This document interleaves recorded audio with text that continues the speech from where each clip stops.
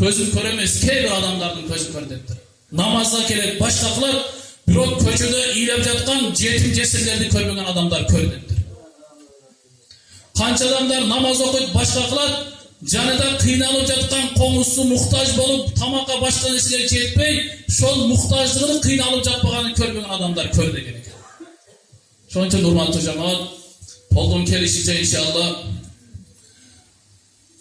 mına şunday dağıla olsa jakşı işlerdi kılıştı Allah subhanahu wa ta'ala nasip kılan bolsun. Mana şol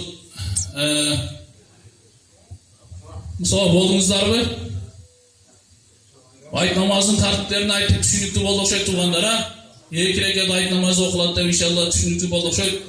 Bizde adatımız kuda kalasa mana bizde ayrılığımızın atı özü İshak Razak'ın atıga koyulgan tuğanlar. Mana ötüp kettik kebir aksakallar. Dayım bize adat oroz ayet gündörüdü. Şunday ulu dualar kabul bolup turgan gündörüdü. Dayım biz İshak Razak atamızı bir Kur'an oku namazdan aldı inşallah. Şol adamdı yestep, şol adamlardan emesiyle dua kılvanan ayet namazı başa yesinizler de olsa inşallah.